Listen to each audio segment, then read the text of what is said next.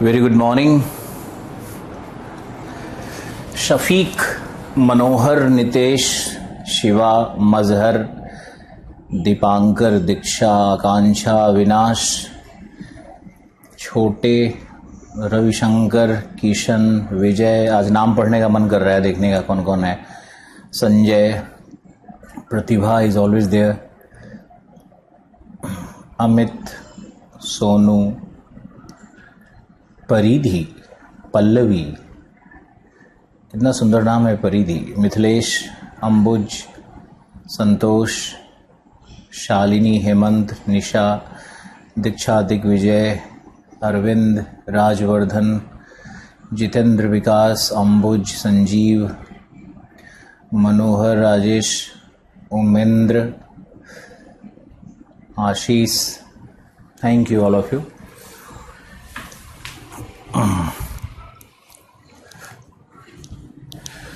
काफी क्या न्यूज़ है। पहले तो कोरोना न्यूज़ दो मुझे, कितने लोग गांव में देख रहे हो लोगों को मरते हुए।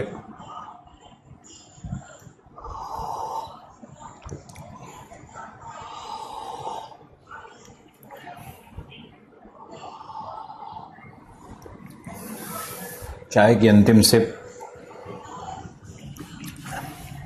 मैंने मास्क नहीं लगाया, प्लस एक सेकेंड।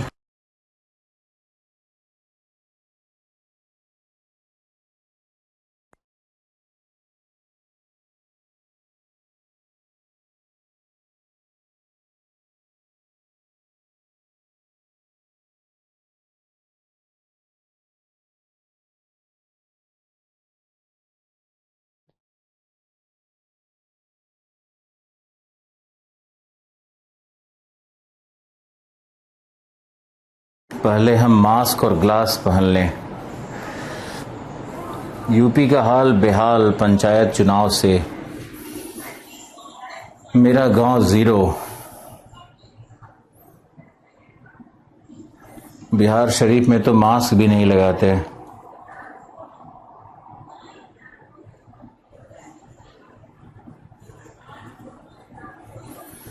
यार हमारा ओशनोग्राफी का जो नोट्स ऑप्शनल वाले का होगा, उसकी तुलना में जीएस वाले का नोट्स तो 30-40% भी नहीं होगा ना। Sputnik vaccine arrive in India. मेरे गांव में डेथ बढ़ रही है।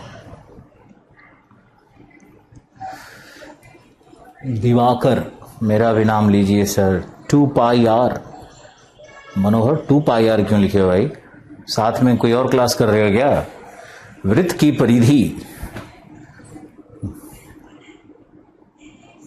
अंबुज, झारखंड में भी लॉकडाउन है।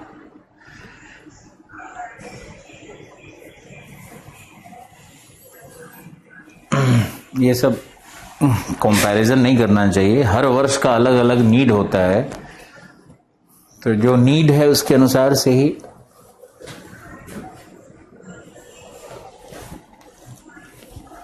अच्छा हाँ, एक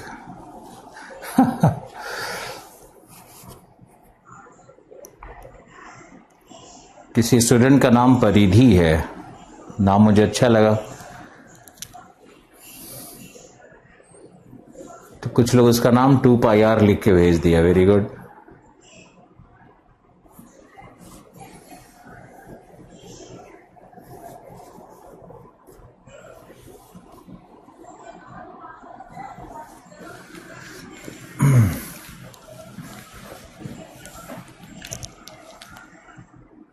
सर आप गाना भी गाते हैं।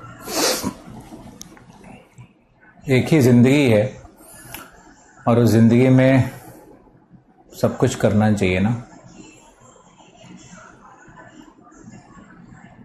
गाना भी गाइए, डांस भी करिए। तुम अपनी शादी में बुलाओ और गाना लगाओ, आज रपट जाए तो हमें ना बुलाइयो। फिर देखो मेरा डांस, खई के पान बनारस वाला। फिर देखो मेरा डांस, जिमी जिमी जिमी आजा आजा आजा, दे दे प्यार दे प्यार दे। ये सब गाना ना बहुत चलता था, आजकल पता नहीं चलता या नहीं। ये देश है वीर जवानों का, इन्हीं गानों पे पहले बैंड पार्टीज बजते थे। और एक चलता था बहारों फूल बरसाओ।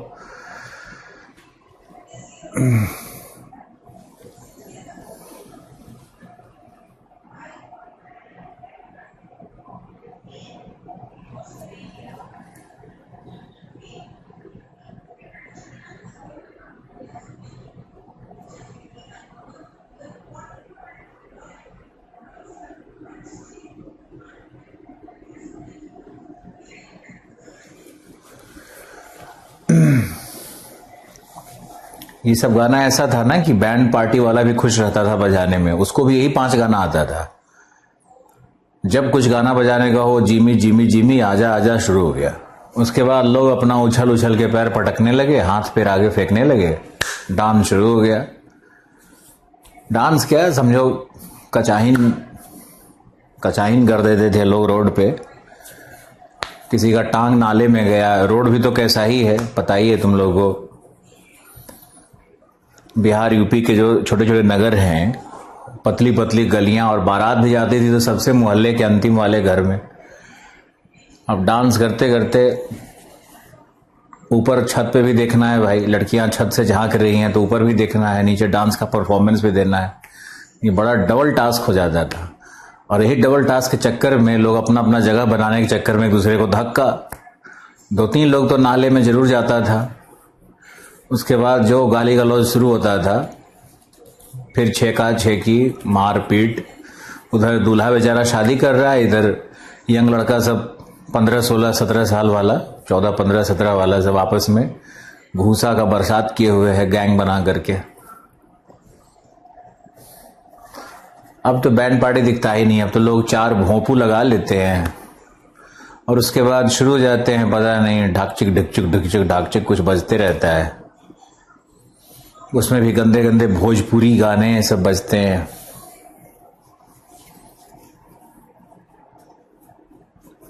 पहले सब लड़का वड़का भी बड़ा स्मार्ट सब दिखता था, 6-6 फीट के लोग दिखते थे। हम लोग दशहरा में या इस तरह के किसी फेस्टिवल में रोड पे एकदम सज वज के जाते थे। 15-17 साल की उम्र की बात है, नया कपड़ा पहन के एकदम बाल अच्छे से लगा करके। दुर्गा जी को क्या ही देखने जाएंगे, रोड पे उल्लू की तरह इधर उधर देखते रहते थे।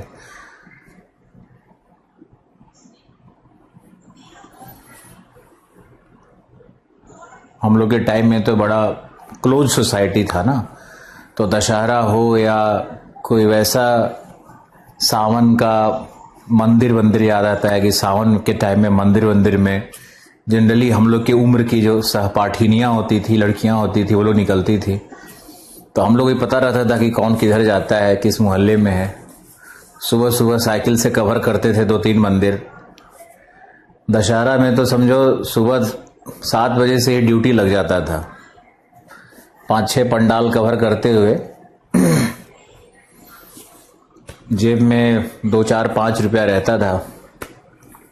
हर 1 घंटे के बाद 2 रुपए का एक चाट, ज़्यादा नहीं रहता था, 5 से 10 रुपया बहुत है। लेकिन वो जिंदगी बहुत आज भी रोचक लगती है, बहुत सारा स्माइल आता है फेस पे उस पुरानी बात को याद करके।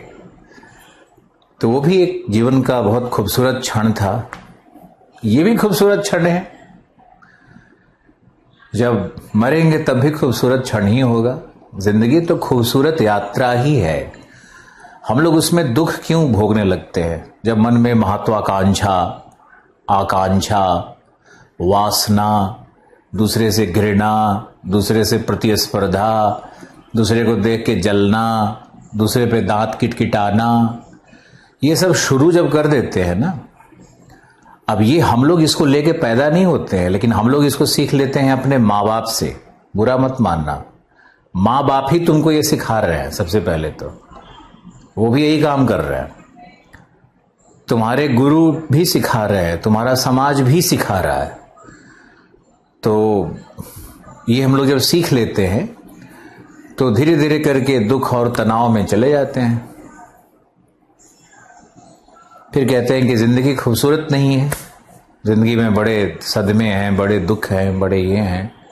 अरे जिंदगी में क्या सदमा हो सकता है? ए, तुम्हारा करोड़ों रुपया लेके कोई भाग गया। बी, जिस महिला या पुरुष विशेष से तुम प्यार करते हो वो तुमको धोखा दे दी। सी, जो महत्वाकांक्षा है तुम्हारी वो कभी पूर्ण नहीं हो पाती है। अब यही सब है ना। लेकिन अगर इस तरह की कितनी भी घटनाएं घट रही हो और तुम उसके लिए मान लो, उसका एक ऐसा थ्योरी ही बना लो, थ्योरी बना लो कि भाई जिससे मैंने प्यार किया वो इसलिए गई क्योंकि मैं उसके योग्य नहीं था, वो वहां शायद ज्यादा खुश है, वो ज्यादा खुश रखेगा, तो अच्छे भाव आएंगे मन में, तो कभी घृणा नहीं आएगी। वैसे ही जो लेके भाग गया उसको छोड़ दो, सोचो कि ईश्वर ने इतना कुछ तो दिया है। अरे किसी का 10 ही रुपया कोई लेके भागा, 10 रुपया ही लेकर के भागा, छोड़ दो, क्या है। वो भागने वाला खुद ही कहीं ना कहीं एक दिन फंसेगा, कोई ना कोई उसको सजा दे ही देगा। वो खुद कभी सुखद जिंदगी नहीं जी सकता है। इसलिए फॉरगिव और फॉरगेट में जो सुकून है, जो आनंद है, जो सुख है, वैसा सुख कहीं नहीं है। देखो कोरोना टाइम्स में कितने लोग, इनकम टैक्स कमिश्नर हमारे मित्र थे, मर गए, नहीं रहे। एक हमारा दोस्त था, वो जितेंद्र यादव, नेता बनने के लिए गया, इलेक्शंस लड़ रहा था, रोज घूमना, वो भी मर गया। तो उनके मृत शरीर को देख करके लगता है कि अचानक से सब कुछ शांत हो गया। तो मुझे लगता है इसी शांति के, जब हम लोग का अंत ही यही शांति है, तो फिर इतना अफरा तफरी, इतना हाय तौबा क्यों, और इतना मारा मारी क्यों। बाकी आप समझदार हो, और अच्छा बुरा जो भी लगता है हमारी बातों का, वो तो तुम्हारा अपना निर्णय होगा, वो तुम्हारा अपना पर्सपेक्टिव होगा।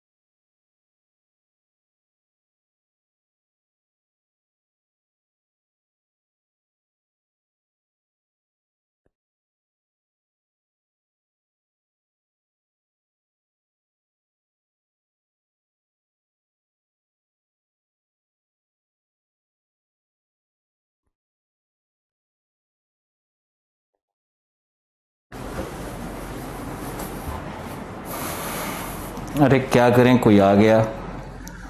अब कोई आ जाता है तो और डर लगता है कि पता नहीं कोई बुरा न्यूज़ लेके आया, क्या हो रहा है।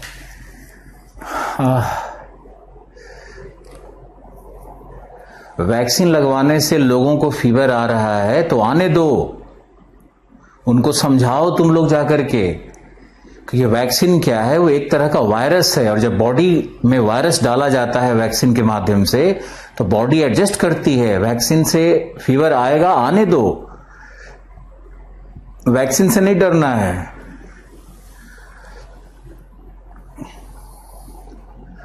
सब लोग मेरे पीछे पड़ गया है, सर लगता है आपको कभी प्यार हुआ था।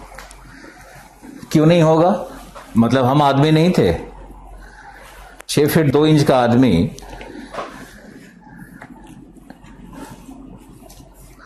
वो भी, क्या बोलूं मैं, क्यों नहीं होगा, हुआ था। पहले तो माता पिता के जो बताए हुए रास्ते थे, आदर्शवाद, उस पर चला मैं लगभग 30 साल, पूरे 29 साल 2 महीने तक मैंने अपने जीवन में कभी किसी माता जी और फुआ और कुछ बहन, चचेरी बहनों को छोड़ करके मेरे कोई महिला मित्र तक नहीं थे। पूरे आदर्श का पालन किया। फिर क्या बोलूं, बाकी कहानी रहने दो।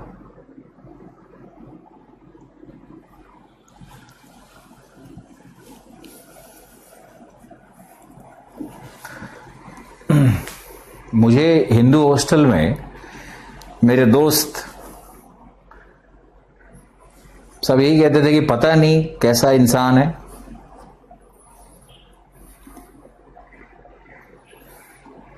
कुछ नहीं करता है।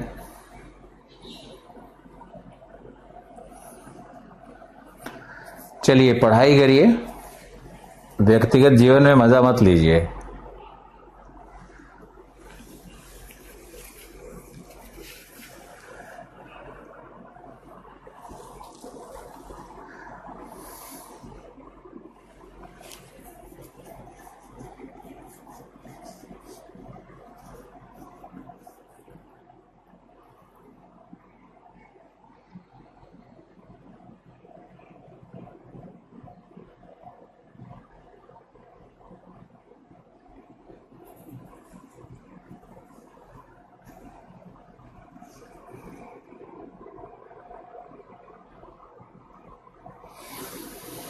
सब लोग वैक्सीन लगवाओ, सब लोग वैक्सीन लगवाओ। जितने लोग लगवा सकते हो, जितनी जल्दी लगा सकते हो, लगवाओ।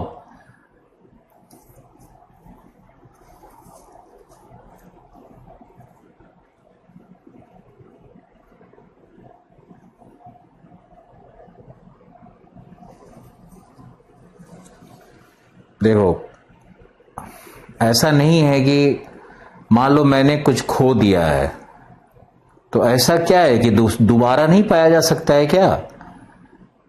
दोबारा पाया जा सकता है, लेकिन फिर इंसान को ज्ञान प्राप्त भी तो हो जाता है।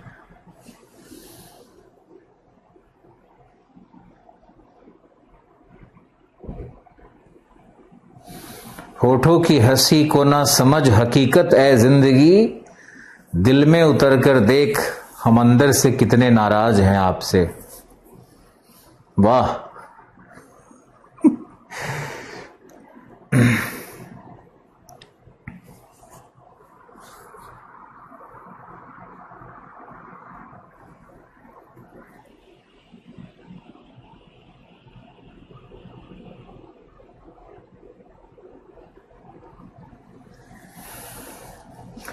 चलो okay, come to geography now.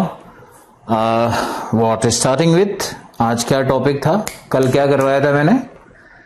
जलवायु विज्ञान में मैंने कल वायुमंडल की संरचना बताई थी। अब आपसे कुछ प्रश्न पूछेंगे, आप जवाब दीजिए।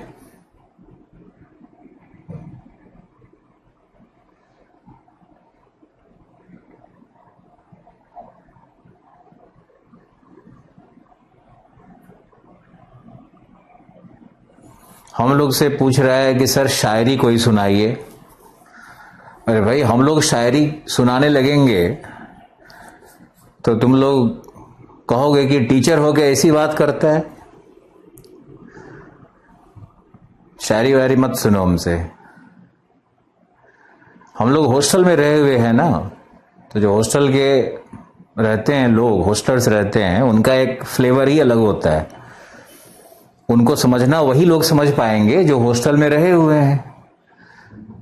तो हम लोग का जो ओपननेस है, हम लोग का जो सेंस ऑफ ह्यूमर है, हम लोग का जो एक लड़कों के साथ रहने की आदत है, हम लोग का जो एक कम कपड़ों में, अभाव में, ऐसे ही कुछ भी खा पी करके सोने जीने का आदत है, तो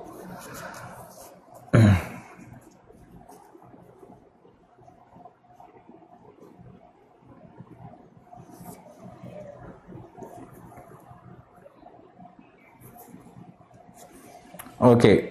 क्या है सर, आर यू एक व्हाट कैलिब्रेट? मैं समझ नहीं पा रहा हूं। ज्योग्राफी में भी तो चार्ट बनाना है, ज्योग्राफी में भी फ्लो चार्ट बनाना है, बिल्कुल बनाना है।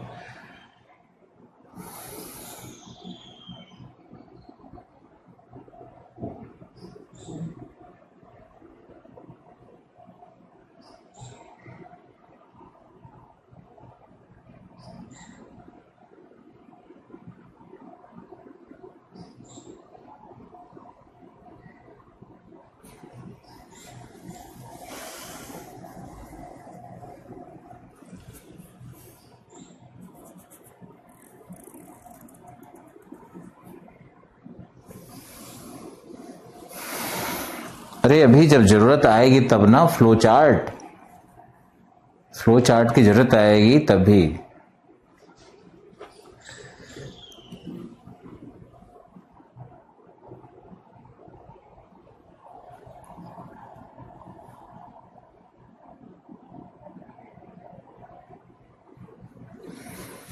चलो ओके, आपसे प्रश्न, मुझे ये बताओ, समताप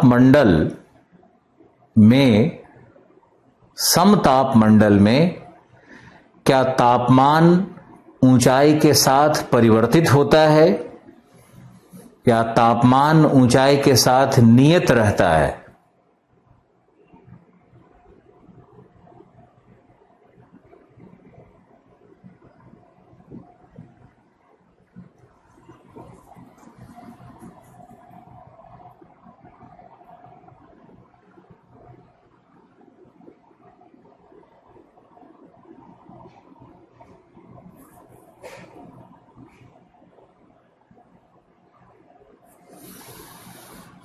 ऊंचाई के साथ नियत रहेगा या परिवर्तनशील है? परिवर्तित है, सही उत्तर। ऊंचाई के साथ बढ़ता है, बिल्कुल सही उत्तर। बहुत अच्छा, बहुत अच्छे पढ़ रहे हो। लेकिन जिन लोगों ने लिखा है ऊंचाई के साथ नियत रहता है, वो लोग बिल्कुल नहीं पढ़ रहे हैं, वो लोग मेरे स्टूडेंट नहीं है। अगला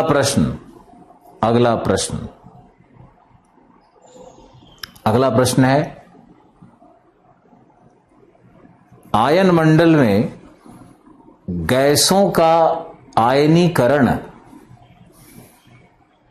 सूर्य के किन किरणों के द्वारा होता है? एक किरण का नाम बताओ।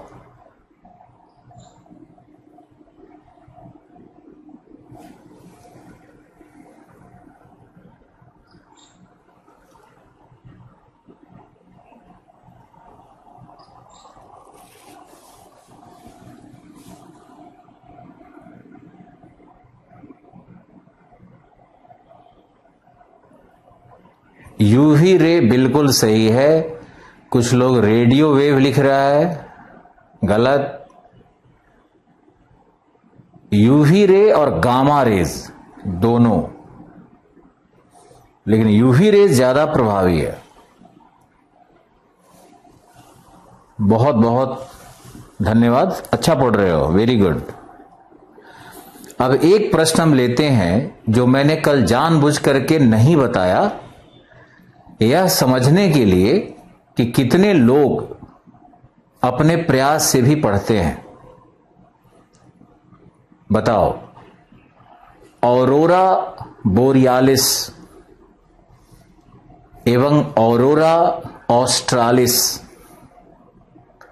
का संबंध किस मंडल से है?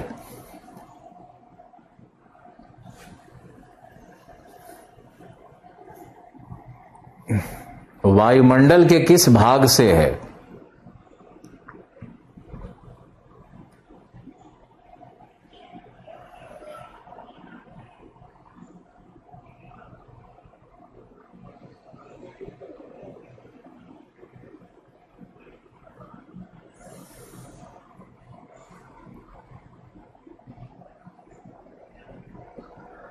कुछ लोगों ने, 2 लोगों ने आयन मंडल लिखा है,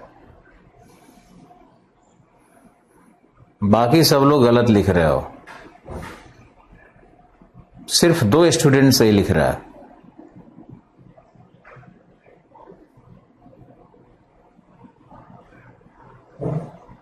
ऑरोरा परिघटना है क्या?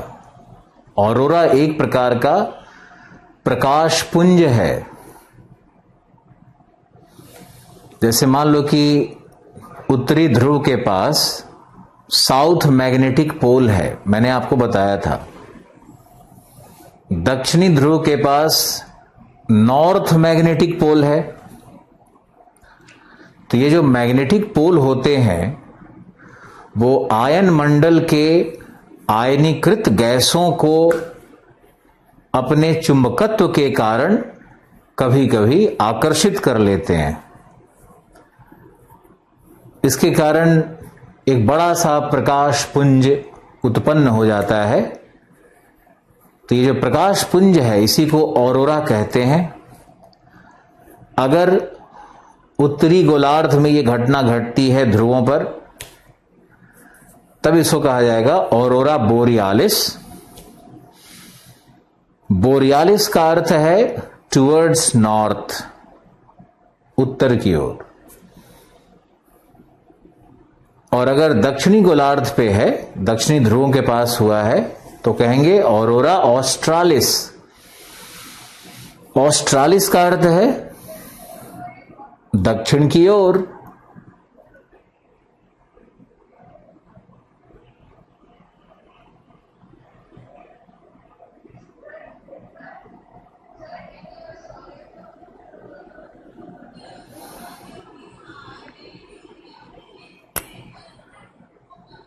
तो नोट कर लो ना, लिखो ऑरोरा बोरियालिस, ऑरोरा ऑस्ट्रालिस।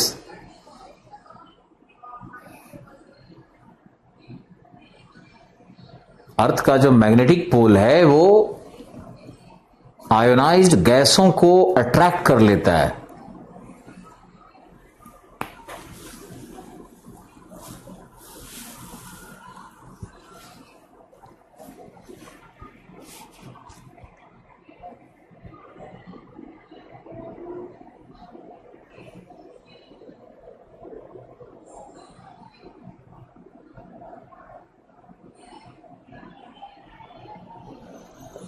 बहुत अच्छे। अब एक छोटा सा विषय लिया जाए। लिखो सूर्यातप क्या है? सूर्यातप क्या है? सूर्यातप के वितरण को प्रभावित करने वाले कारक, सूर्यातप के वितरण को प्रभावित करने वाले कारक, फिर है सूर्यातप का वितरण एवं तापीय पेटियां,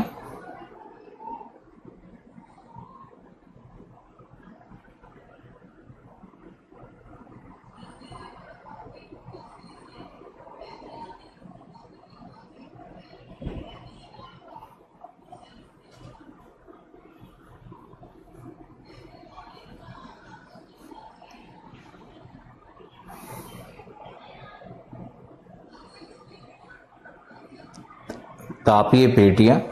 फिर लिखो तापमान की विलोमता एवं संबंधित मौसमी दशाएं, तापमान की विलोमता एवं संबंधित मौसमी दशाएं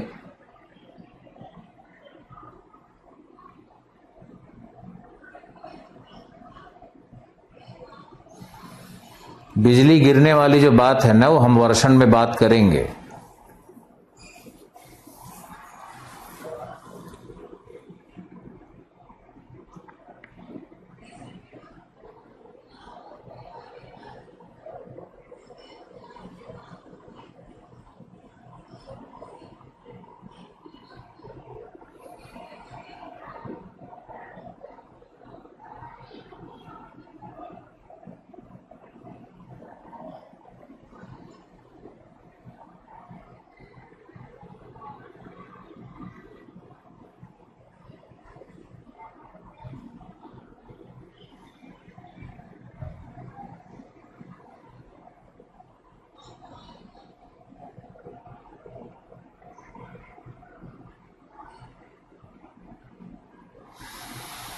लिखिए, इंसोलेशन क्या है। आपको ना थोड़ा ये विषय कल मैंने नोट डाउन नहीं करवाया था, लेकिन इंपॉर्टेंट है। तो इंसोलेशन क्या है?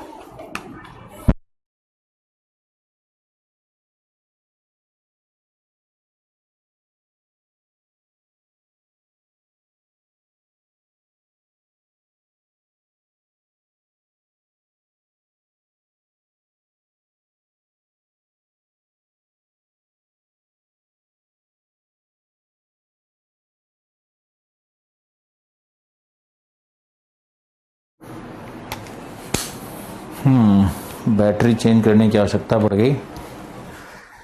इंसोलेशन क्या है? सूर्यातप क्या है? लिखो, इंसोलेशन का अर्थ है इनकमिंग सोलर रेडिएशन।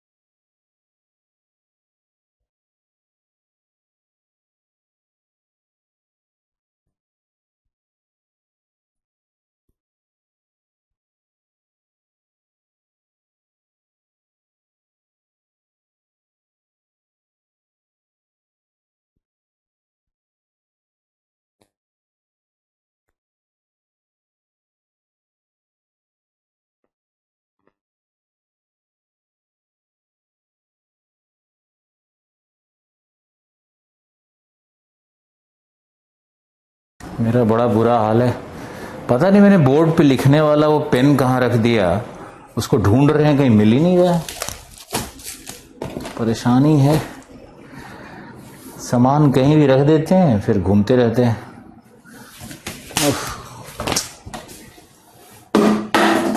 कहां रख दिया यार?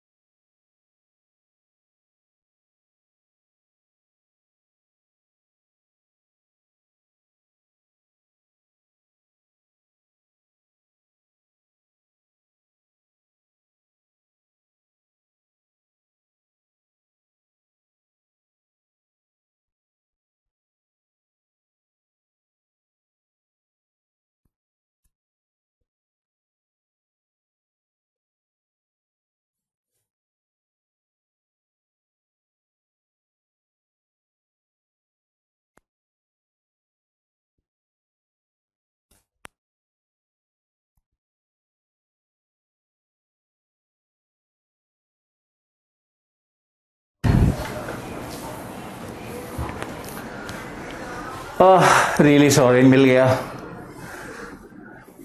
माफी चाहिए मुझे। चलो विषय पे आते हैं।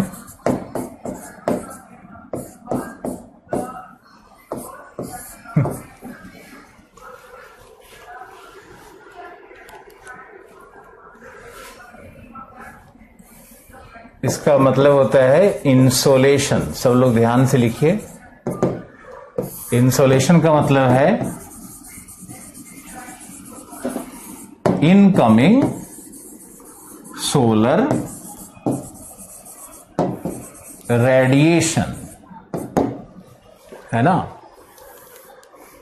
यानी सूर्य से आगत विकिरण, सूर्य से आगत विकिरण, ये इंसोलेशन कहलाता है। आगे लिखिए, सूर्य से दो प्रकार की ऊर्जा प्राप्त होती है, कॉर्पस्क्यूलर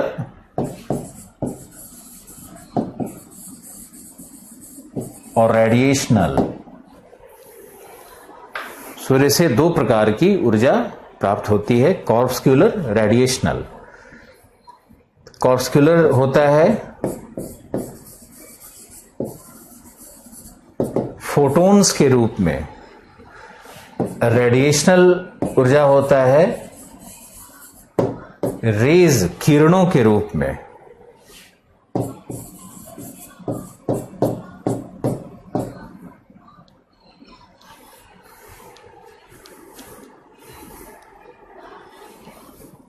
सूर्य से दो प्रकार की ऊर्जा निकल रही है, फोटॉन्स और रेज। रेडिएशनल जो ऊर्जा होती है वो होती है इलेक्ट्रोमैग्नेटिक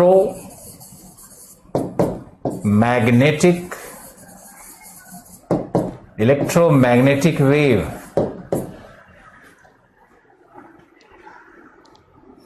इलेक्ट्रोमैग्नेटिक वेव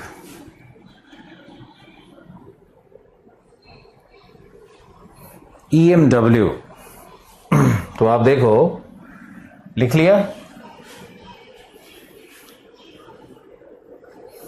जो रेडिएशनल एनर्जी होती है वो इलेक्ट्रोमैग्नेटिक वेव के फॉर्म में होती है, सब लिखना है। अब जो इलेक्ट्रोमैग्नेटिक वेव है, जो सूर्य से विकिरित ऊर्जा है, इसके स्पेक्ट्रम में वेवलेंथ तरंग दैर्घ्य के अनुसार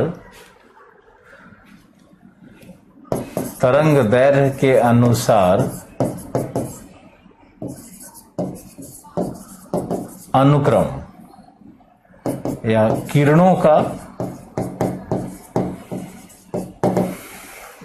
का अनुक्रम अल्फा, बीटा और गामा, ये सब शॉर्टेस्ट वेवलेंथ का होता है। पहला समूह है अल्फा, बीटा, गामा, और भी है एक्स रेज। तो ये है शॉर्टेस्ट वेवलेंथ,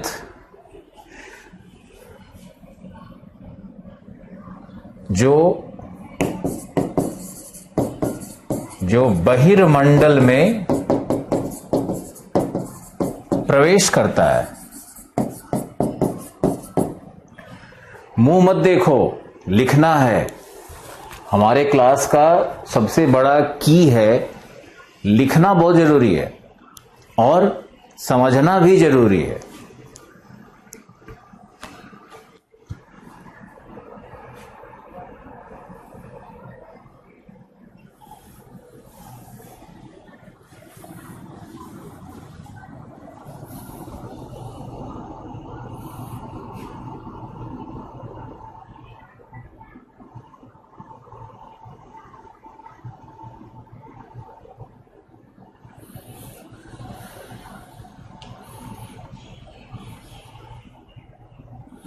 शिल्पी लिख रहे हैं मेंस के लिए ज्योग्राफी लेना चाहती हूं बट प्री में कमांड नहीं हो पा रहा।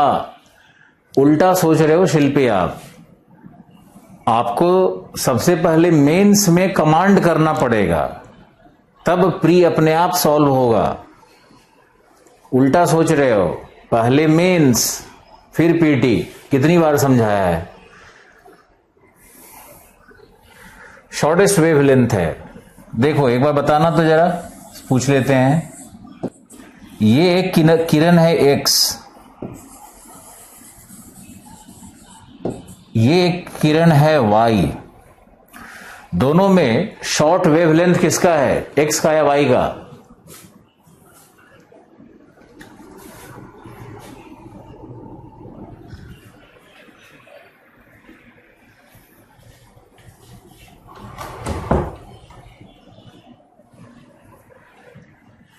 बताओ। एक्स और वाई में देखो वेवलेंथ क्या होता है, दोनों श्रृंगों के मध्य की दूरी। तो वेवलेंथ क्या है, तो ज्यादा वेवलेंथ है। ये दोनों श्रृंग के मध्य की दूरी क्या है, कम है। तो वाई का वेवलेंथ कम हुआ ना। बहुत लोगों को वेवलेंथ नहीं पता है, कैसे पढ़ाया जाए, कैसे आगे बढ़ाया जाए। यूपीएससी में क्लास 6ठा 7वां का ये है कॉन्सेप्ट।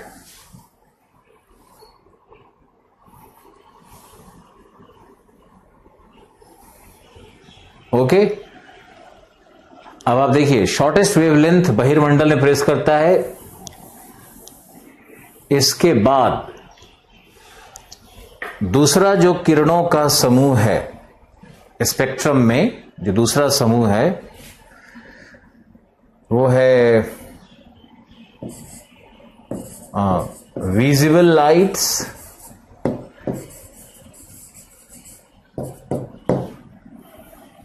और तीसरा है यूवी रेज, चौथा है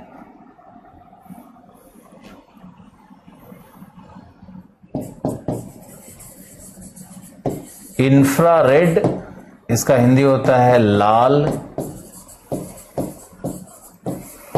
अवरक्त किरणें। इंफ्रारेड। पांचवा है रेडियो वेव्स,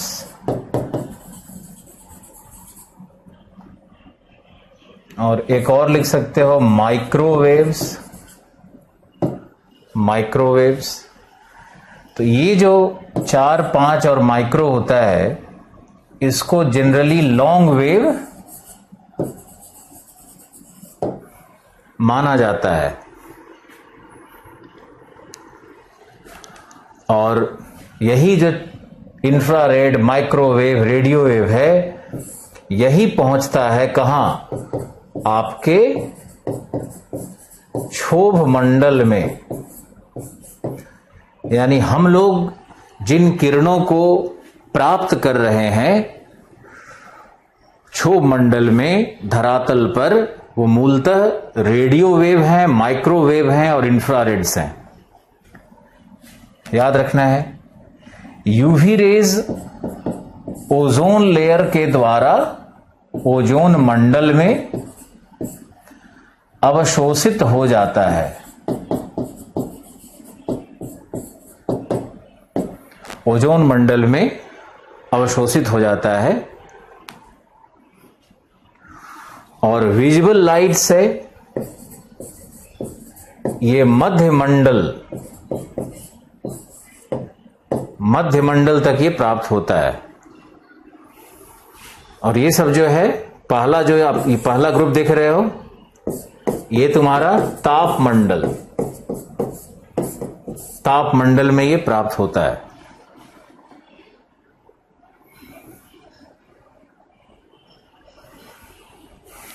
वैसे ये देखने में लगेगा कि फिजिक्स का विषय है।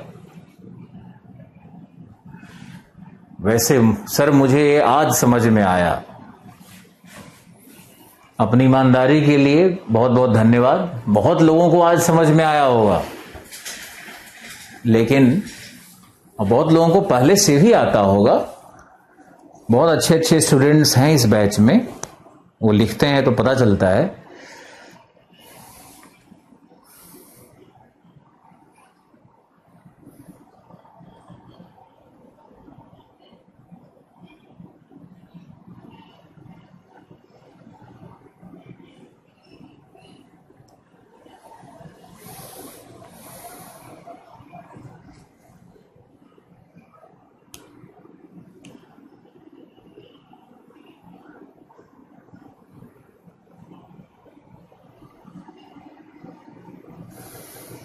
देखिए बकलोल को, विजुअल लाइट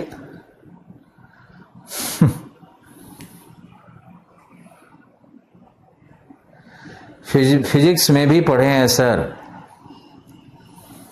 आपसे पढ़कर मन तृप्त हो जाता है, बस संतृप्त नहीं होना चाहिए, तृप्त ही होना चाहिए, क्योंकि एक बार तृप्त हो गया फिर दोबारा तृप्त होना चाहिए, संतृप्त नहीं होना चाहिए। चलो, बहुत अच्छे अच्छे शब्द लिखते रहते हो, हम जानबूझ के पढ़ते नहीं हैं, बस अंदर ही अंदर खुश होते रहते हैं। चलिए ओके, तो ये था हमारा सूर्य। अब अगला लाइन लिखिए, पृथ्वी पर सूर्य की किरणों को पहुंचने में, पृथ्वी पर सूर्य की किरणों को पहुंचने में 8 मिनट का समय लगता है। सही या गलत?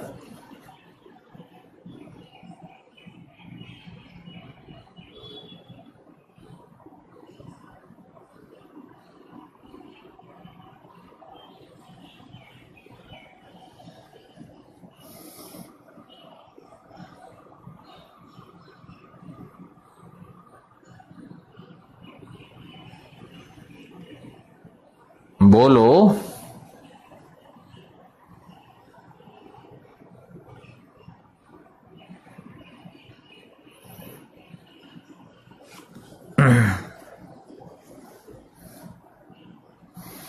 या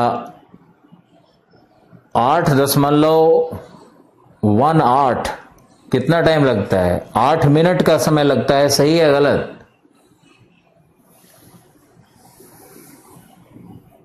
8.16 जो सही कैलकुलेशन है,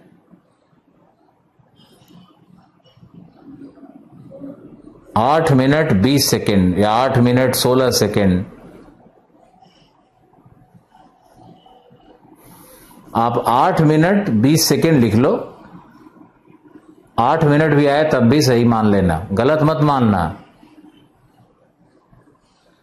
अब लिखो, चंद्रमा से किरणों को आने में 1.25 मिनट का समय लगता है। सही है गलत?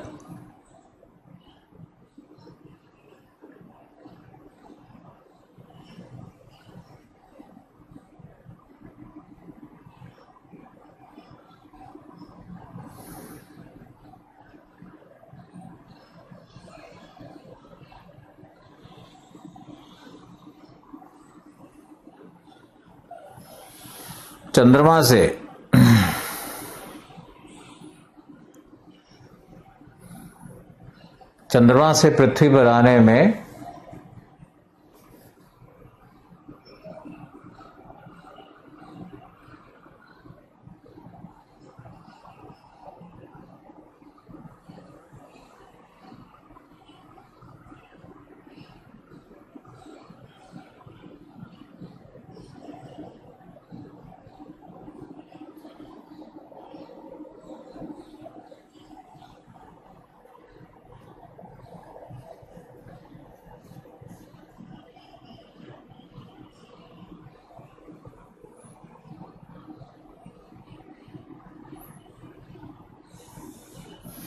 मून की अपनी लाइट नहीं होती है, लेकिन जो सूर्य से परावर्तित लाइट होती है उसको आने में कितना टाइम लगता है?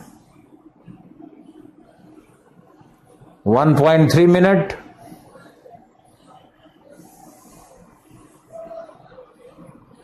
1.25 मिनट, 1 मिनट,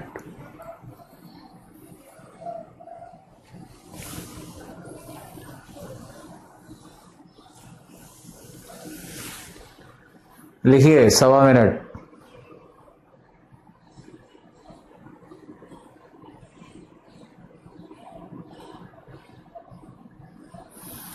अब लिखो,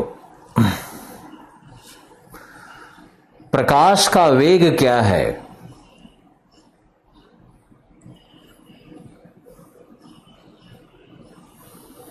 प्रकाश का वेग क्या है?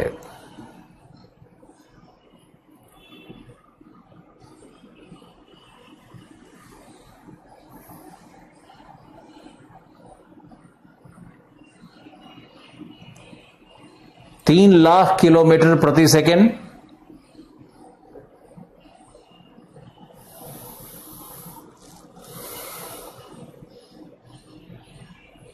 ये सब कुछ नहीं पता। हे भगवान, हम तो सोच रहे हैं कि तुम लोग ये सब रट वट के रखे हुए होगे। लिख लीजिए 3 × 1 10⁻, लाख में कितना पावर आ जाएगा?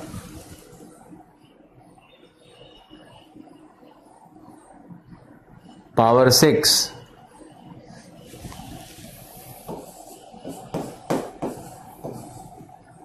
ये लाइट का स्पीड होगा।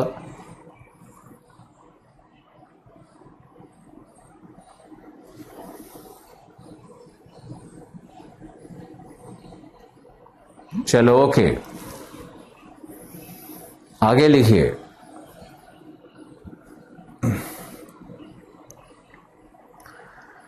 लिखो, सूर्यातप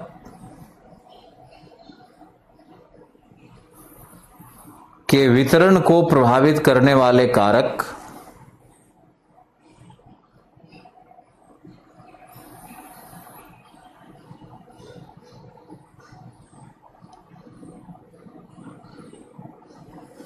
अब इसमें लिखो, समुद्र विज्ञान में पढ़ाया जा चुका है। तापमान के वितरण के कारक को पढ़ाया था ना, वही कारक लिखना है।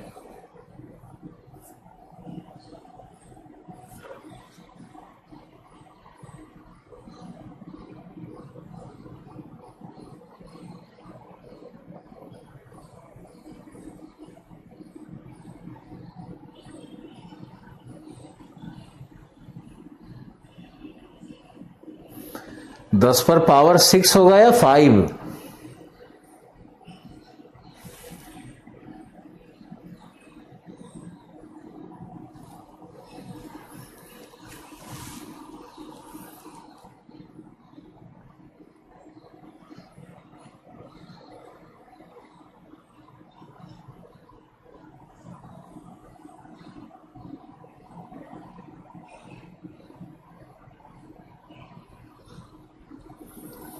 या 8 होता है?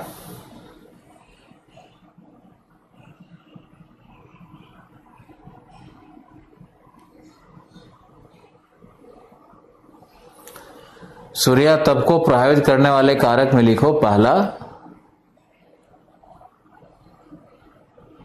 अक्षांश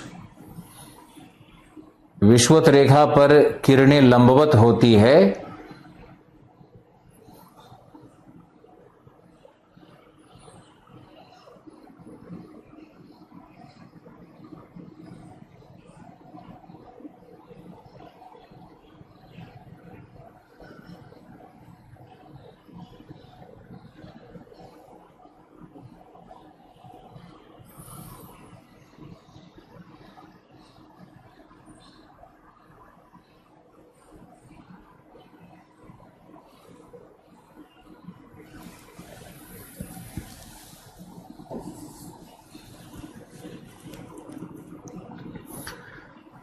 लिखो, अक्षांश, जिन अक्षांशों पर सूर्य की किरणें लंबवत होती है वहां सूर्यातप की मात्रा अधिक होगी।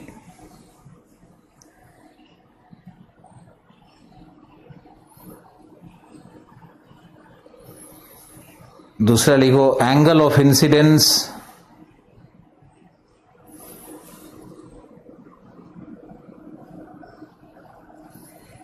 एंगल ऑफ इंसिडेंस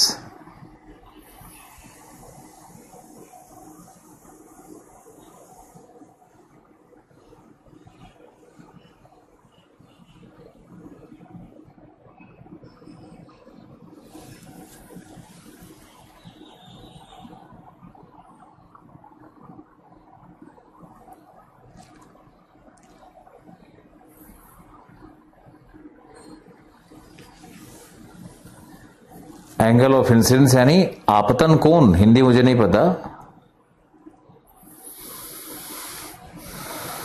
शायद आपतन कोण ही होगा।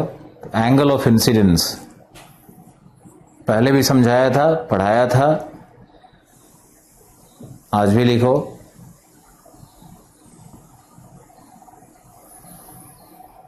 विषुवत पर एंगल ऑफ इंसिडेंस 0 डिग्री होता है तथा ध्रुवों पर 90 डिग्री।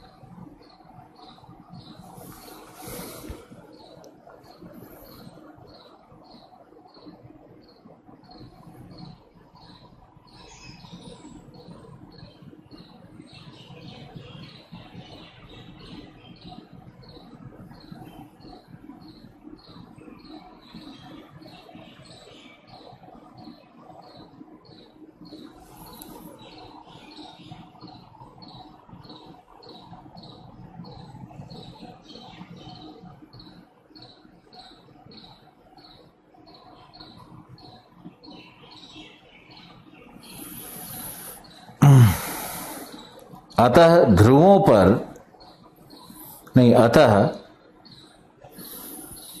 एंगल ऑफ इंसिडेंस का सूर्यातप की मात्रा से व्युत्क्रमानुपाती संबंध है।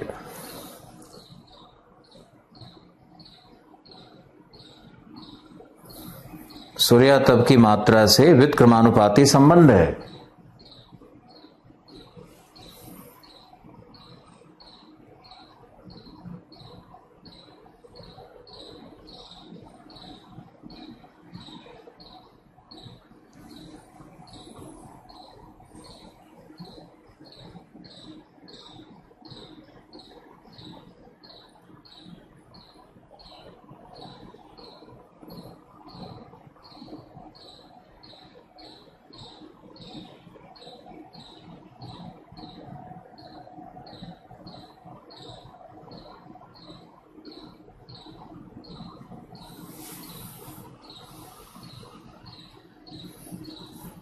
फिर लिखो मेघाच्छादन। मेघाच्छादन मतलब बादल, क्लाउडीनेस।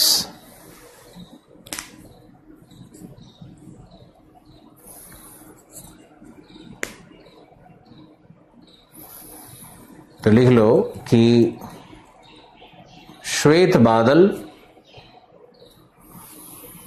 धरातलीय सूर्यातप को कम करते हैं।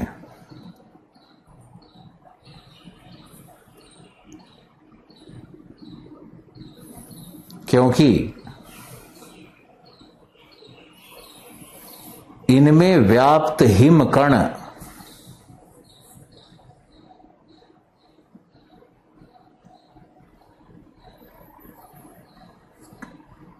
सौरिक किरणों को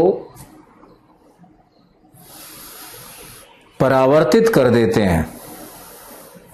सौरिक किरणों को कुछ हद तक, लगभग 27% तक,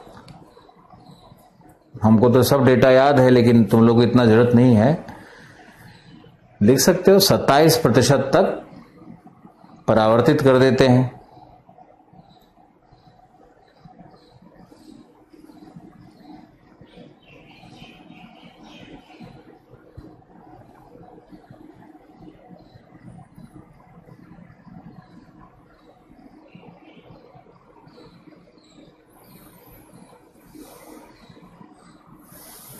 फिर लिखो ध्रुवों पर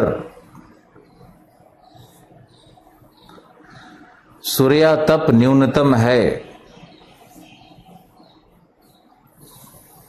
क्योंकि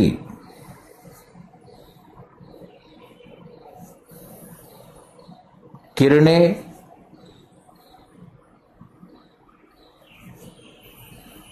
अधिक दूरी तय करती हैं,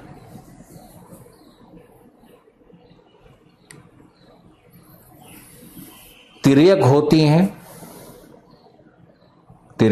हैं एवं ध्रुवीय प्रदेश भी चपटे हैं।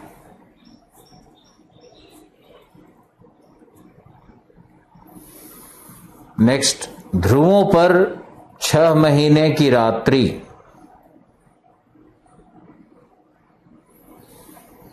एवं 6 महीने का दिन होता है, जिसका संबंध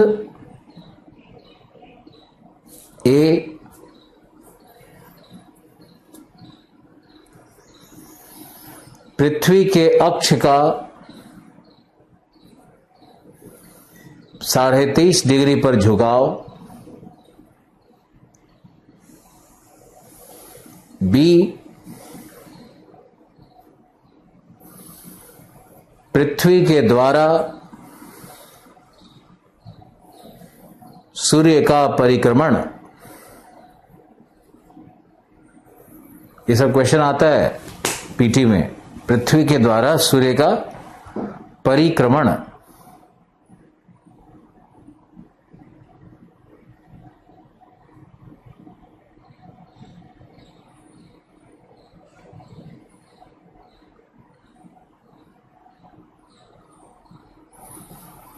फिर लिखो, पृथ्वी पर मौसम के परिवर्तन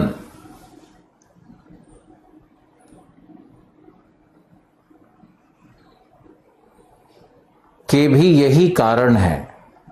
मौसम नहीं, ऋतु। हाँ, ऋतु मतलब मौसम ही हुआ ना। हाँ ठीक है। सीजनल वेरिएशन का कारण भी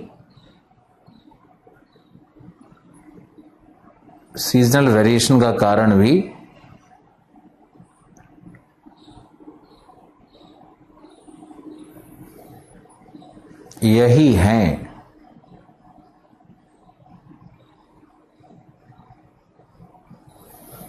अब इसको समझाते हैं। सब लोग समझने की कोशिश करो, बहुत ही सरल है। देखो, बताओ, पृथ्वी का अक्ष यानी नॉर्थ पोल और साउथ पोल, पृथ्वी के उत्तर से एक अगर हम अंदर में बीचों बीच अगर एक छड़ घुसा दें तो वही अक्ष हो गया। उसी अक्ष के चारों तरफ अक्ष के सहारे पृथ्वी घूर्णन कर रही है। सिंपल सा है। तो नॉर्थ पोल में छड़ घुसाओ, साउथ पोल से बाहर निकाल दो, ये हो गया पृथ्वी का अक्ष। अभी बताओ, ये अक्ष जब घुसाओगे तो ये ऐसे सीधा रहेगा या झुका हुआ है?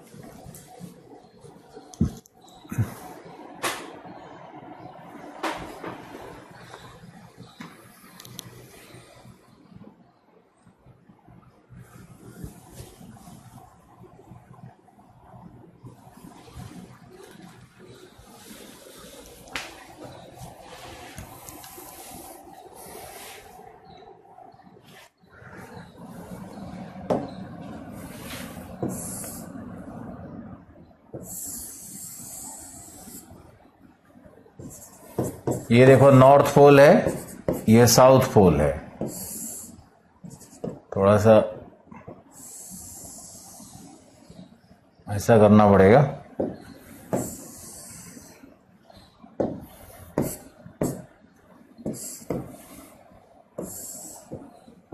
है ना?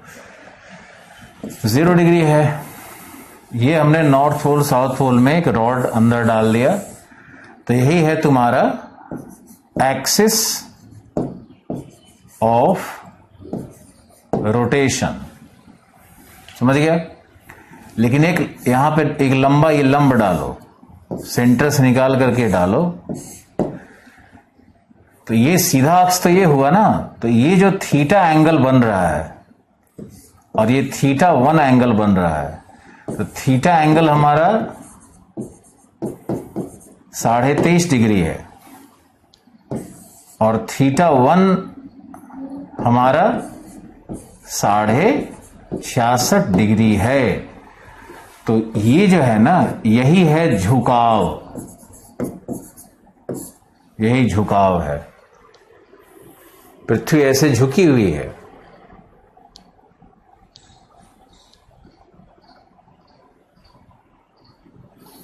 अम्मा और ये ध्रुव क्या है? ध्रुव चपटा भी है। ध्रुव जाकर के ऊपर में चपटा भी हो जाता है इस तरह से। ध्रुव चपटे हैं। अब मान लो कि सूर्य की किरण आ रही है, तो सूर्य की किरण नॉर्थ पोल पे तो पड़ी। सूर्य की किरण देखो, ये नॉर्थ पोल पे आ रही है, लेकिन यही सूर्य की किरण साउथ पोल पर नहीं आएगी। ये देखो साउथ पोल का भाग, यहां तो सूर्य की किरणें आ रही हैं, लेकिन यहां सूर्य की किरण साउथ पोल पे नहीं आ रही है। देख लो इसको।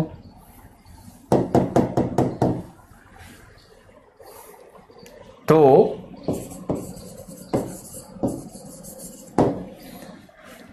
नॉर्थ पोल में क्या होगा? दिन।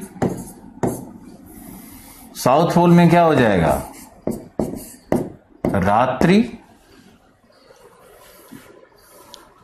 अब इसको हमारे स्टाइल में समझो, डेमो से। एंगल ऑफ इंसिडेंस का डायग्राम मैंने बना करके पढ़ा दिया है, ओशनोग्राफी में पढ़ा दिया है। पीछे एक वीडियो जाकर के देख लेना। इतना टाइम नहीं है कि एक ही कॉन्सेप्ट को बार बार पढ़ाते रहें।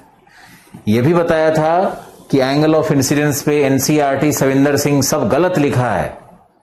मैंने आपको सही पढ़ाया था फिजिक्स के कॉन्सेप्ट से। चलिए आगे देखिए, सब लोग डेमो देखिए, समझ में आएगा। मान लो ये पृथ्वी का एक्सिस है, ये हमारा सूर्य है। तो अगर पृथ्वी घूम रही है, सूर्य के चारों तरफ परिक्रमण करेगी, तो हमेशा विषुवत रेखा पर सूर्य की किरणें लंबवत होंगी, हां या नहीं? लेकिन यदि पृथ्वी का एक्सिस झुका हुआ है, ये देखो हमने झुका दिया, अब सूर्य की किरणें कर्क रेखा पर लंबवत हैं और उत्तरी ध्रुव प्रकाशित है। उत्तरी ध्रुव के प्रकाश जा रहा है सीधे, दिखा। दक्षिणी ध्रुव में अंधकार है। अब आगे देखो, यहां से पृथ्वी घूमते हुए यहां पे आ गई। ये क्या है? पृथ्वी के विषुवत पर सूर्य की किरणें लंबवत हो गई। अब यहां आ गया, मकर रेखा पर सूर्य की किरणें लंबवत हो गई। दक्षिणी ध्रुव प्रकाशित हो गया, उत्तरी ध्रुव पे अंधकार हो गया 6 महीने के बाद। तो 6 महीने की रात्रि, 6 महीने का दिन ध्रुवों पर। यहां आओ, फिर क्या है? फिर विषुवत पर लंबवत। फिर क्या है? कर्क रेखा पर लंबवत, विषुवत, मकर रेखा। ये एक्सरसाइज करो पहले। अब इसमें और चीज समझो, क्योंकि तुम लोग को अल नीनो पढ़ाना है, तो ये सारी छोटी छोटी चीजों को सीखना होगा। अचानक से अल नीनो में जाओगे तो आए आए, इसीलिए छोटी छोटी बातों को समझना चाहिए। आपको आता है पहले से, बहुत अच्छी बात है। मैंने पढ़ाया भी था पहले एक बार। अब यहां देखो, ये पृथ्वी 23.5 पे झुकी हुई है, कर्क रेखा पर लंबवत है किरणें। 21 जून है भैया ये। और उत्तरी गोलार्ध में ग्रीष्मकालीन ऋतु है, तो ग्रीष्म ऋतु है। दक्षिणी गोलार्ध में सूर्य की किरणें लंबवत नहीं है वहां शीत ऋतु है, अब परिक्रमण होकर के यहां आया, तो ये हो गया 23 सितंबर। सूर्य की किरणें विषुवत पर लंबवत, समझ गए? ऋतु परिवर्तन भी हो रहा है। अब यहां आइए, मकर रेखा पर लंबवत, दक्षिणी गोलार्ध में ग्रीष्मकाल, उत्तरी गोलार्ध में शीतकाल। किरणें लंबवत कहां है? दक्षिणी गोलार्ध में। फिर यहां आइए, तो ये क्या था? 22 दिसंबर। 22 दिसंबर में दक्षिणी गोलार्ध में ग्रीष्मकाल, उत्तरी गोलार्ध में शीतकाल। फिर आइए यहां, ये क्या है? 21 मार्च, समझा? फिर विषुवत पे लंबवत, बसंत, जो भी आप कह लो। तो ऋतु परिवर्तन कैसे हो रहा है? परिक्रमण और एंगल ऑफ जो इंक्लाइन, पृथ्वी का जो एक्सिस का झुकाव है। कितना लोग समझा? जल्दी बताओ।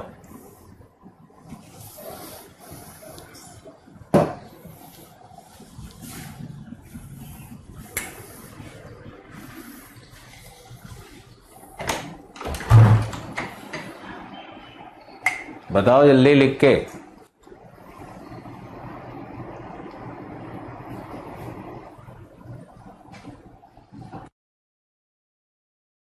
आज ही लू पढ़ाया है मैंने अपने ऑप्शनल में।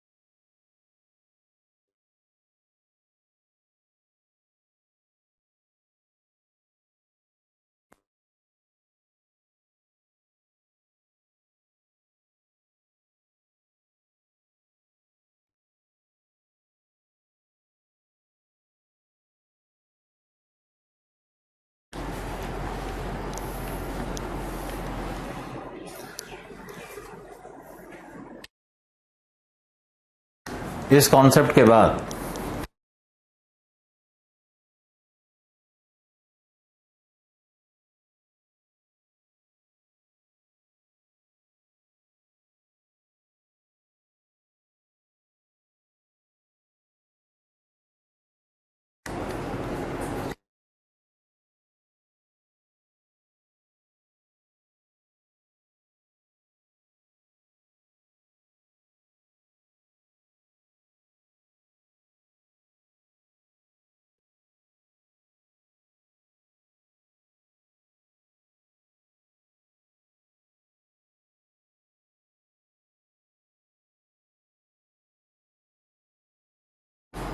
वीडियो दोबारा देख लेना।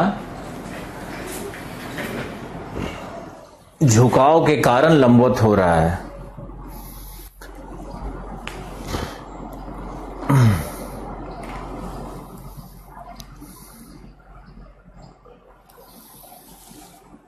चलो ओके।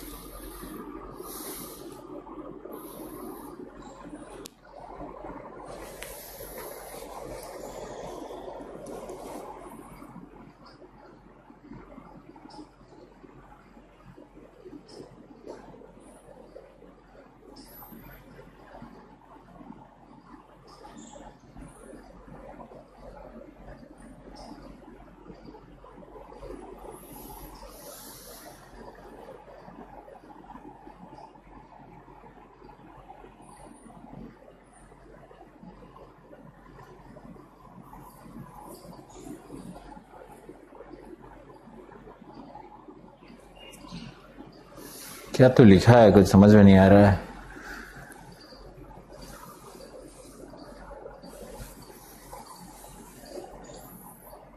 तुम ऐसे देखो ना कि मान लो कि पृथ्वी का एक्सिस अगर ऐसे लंबवत हो और यहां से प्रकाश जा रहा हो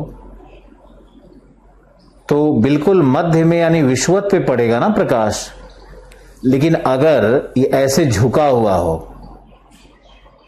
23.5 डिग्री झुका हुआ हो, अब प्रकाश कहां जाएगा? अब तो बीच में नहीं जा रहा है, अब तो 23.5 डिग्री नॉर्थ जा रहा है। फिर रिवॉल्यूशन करो, परिक्रमण करो, तो अपने आप सूर्य की किरण कभी कर्क पर लंबवत होने लगेगी, कभी मकर पे लंबवत होने लगेगी और 2 बार विषुवत पे लंबवत होने लगेगी।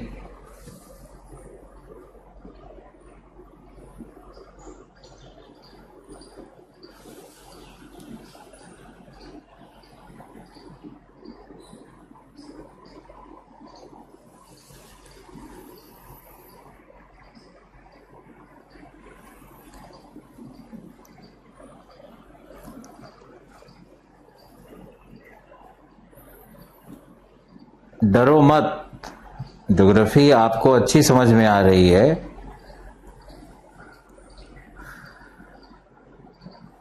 दो बार, 4 बार, 5 बार देखो वीडियो को, अपने आप समझ में आएगी। चलो लिखो नेक्स्ट। अब लिखो सूर्यातप का वितरण।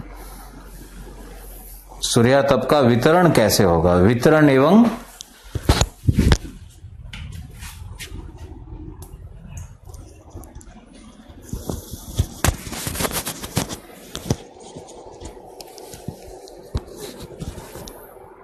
वितरण एवं ताप पेटियां।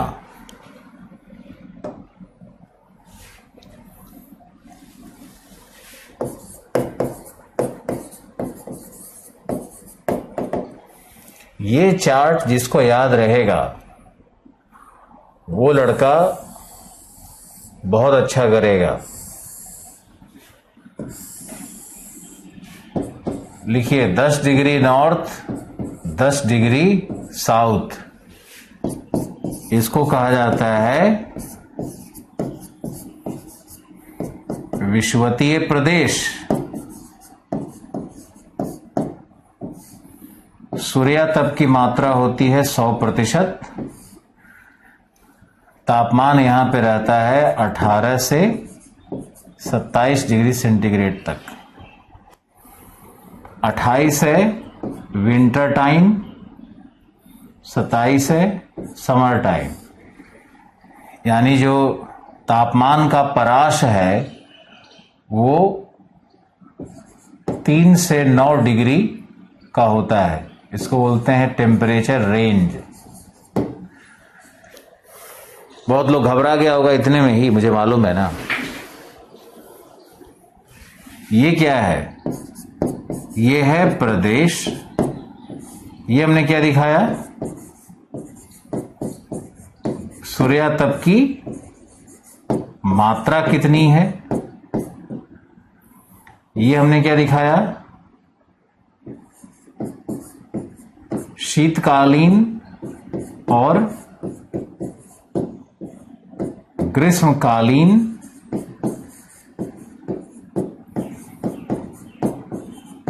तापमान, औसत मासिक।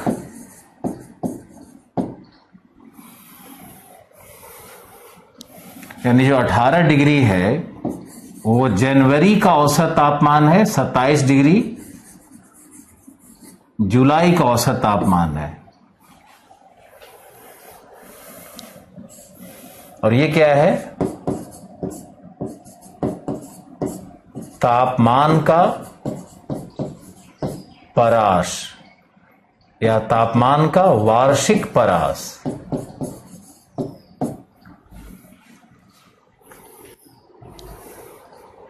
कितना लोग समझ गया विषुवतीय क्षेत्र का?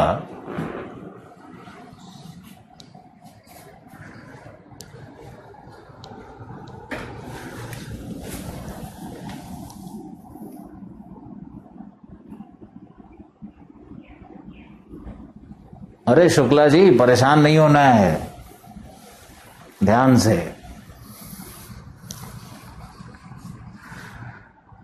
श्याम लिख रहे हैं पूरो समझी में आई गयो, ब्रज भाषा में लिखे हैं। रेंज का मतलब है जुलाई और जनवरी के औसत तापमान का अंतर हमारे इस एक चार्ट से तुम्हारा सारा जलवायु विज्ञान की बहुत सारी समस्याओं का अंत है।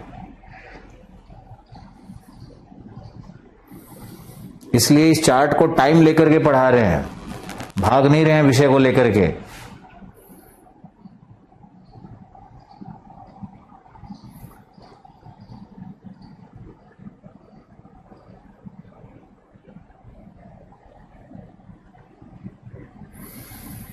सन स्पॉट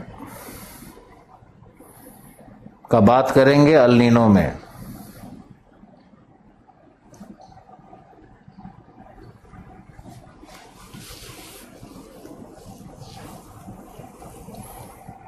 दस डिग्री नॉर्थ से 10 डिग्री साउथ को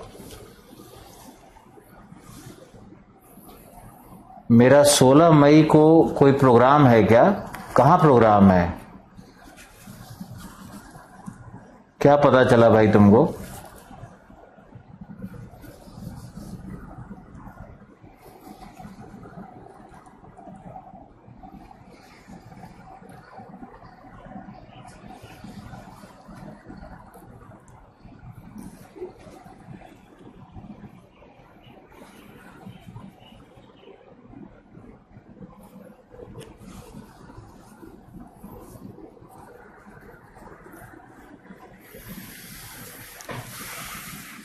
आगे देखिए,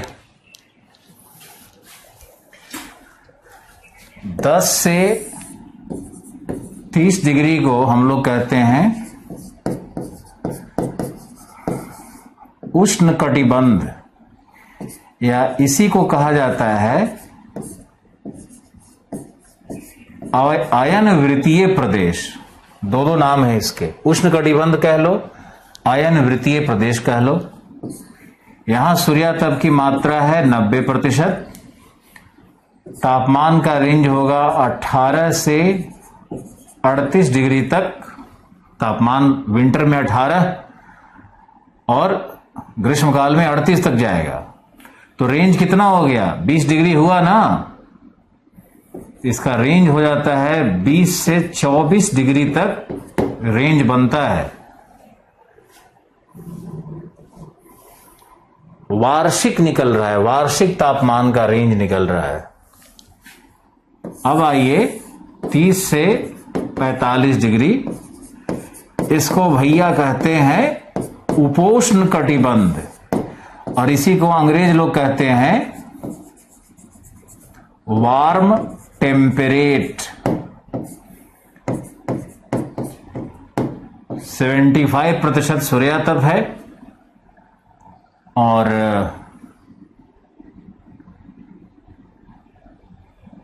जो शीतकालीन तापमान है वो है 3 डिग्री तक औसत मासिक जाएगा जनवरी वाला, और ये जाएगा 22 डिग्री तक। यानी इसका रेंज कितना आएगा? 18-19 डिग्री सेंटीग्रेड का रेंज आता है।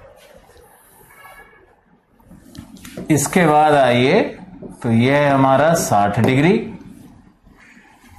ये कहलाता है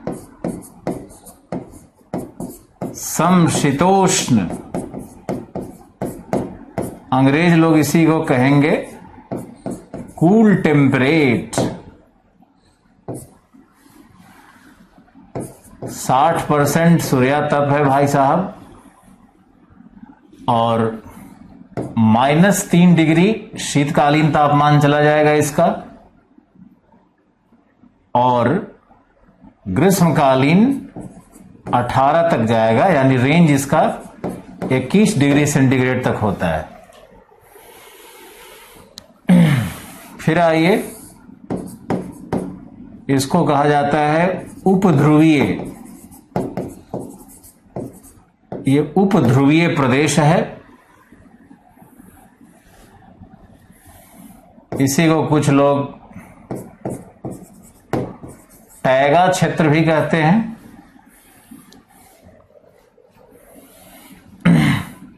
और ये कुछ लोग 60 से 65 भी मानते हैं। थोड़ा इसमें एग्जैक्ट फिगर नहीं आएगा, कहीं कहीं 65, कहीं कहीं 60। तो इसमें लिख दीजिए आप, सूर्यातप की मात्रा है 40%, अरे 40 से 60, 40 से ज्यादा। और यहां तापमान हो जाएगा -10 डिग्री से 10 डिग्री। रेंज कितना हो गया? 20 डिग्री से अधिक, 20 डिग्री से अधिक। और याद रखना, यहां तापमान -60 डिग्री तक चला जाता है, तो -60 डिग्री से 10 डिग्री, तो इस दशा में 70 डिग्री का रेंज होगा। यानी सबसे ज्यादा एनुअल टेम्परेचर रेंज उपध्रुवीय जलवायु का ही होता है। उसके बाद है भाई साहब ध्रुवीय। सूर्यातप की मात्रा 40% से कम, समझ गए? और यहां तापमान मान के चलना है -20 से 0 डिग्री तक ध्रुवीय प्रदेश में रहेगा तापमान। 0 से अधिक भी हो सकता है, 0 से कभी कभी थोड़ा ऊपर जा सकता है तापमान, बर्फ पिघल सकता है ध्रुवों में, लेकिन जनरली ध्रुवीय प्रदेश में 0 डिग्री तक तापमान ही रहता है।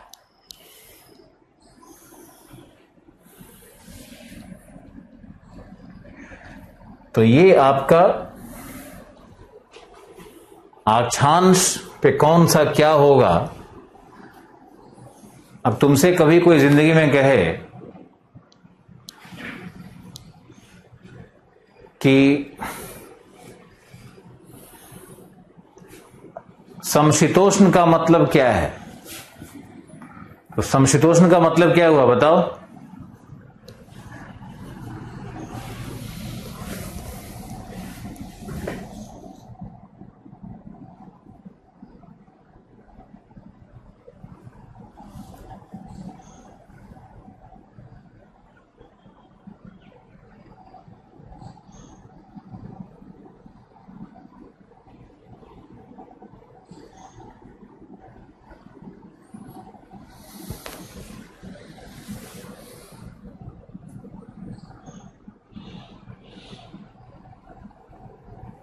बिल्कुल सही।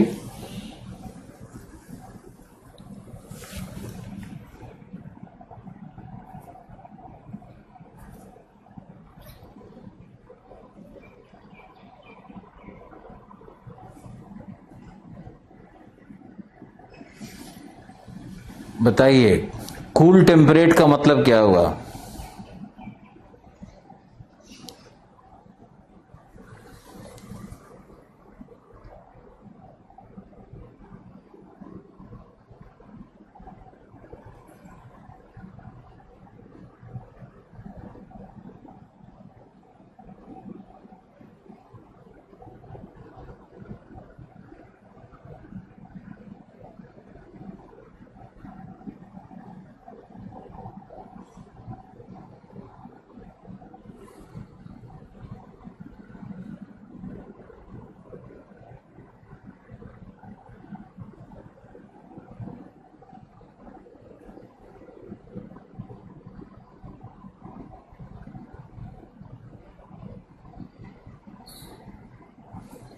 कूल टेम्परेट मतलब अक्षांश बताओ ना।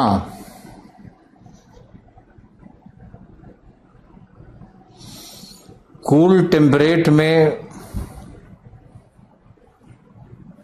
बर्फ जमेगा कि नहीं?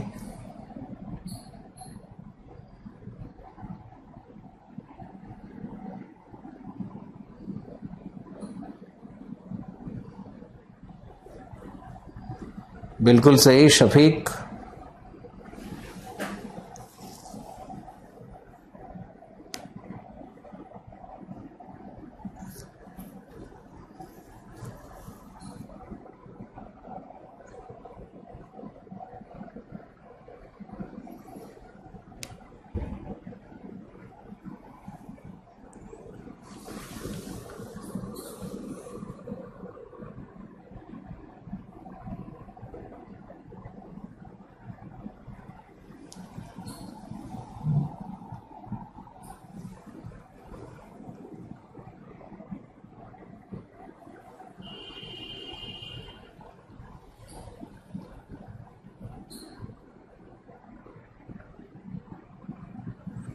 समशीतोष्ण में बर्फ जमेगा, -3 तापमान जा रहा है ना।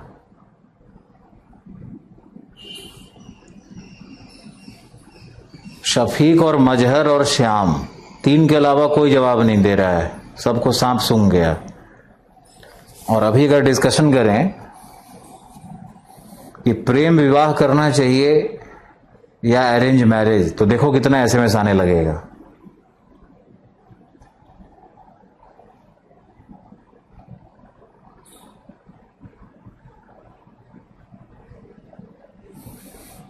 प्रतिभा ने दे दिया था।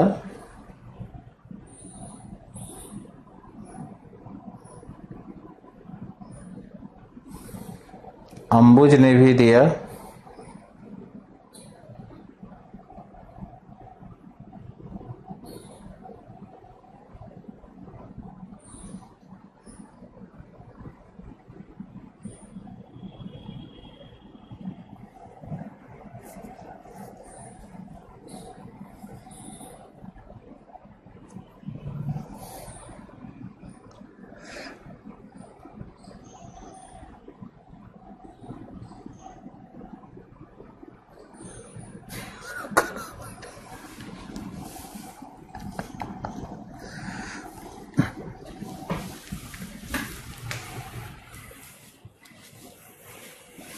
बस आज के लिए इतना ही, कल मिलते हैं।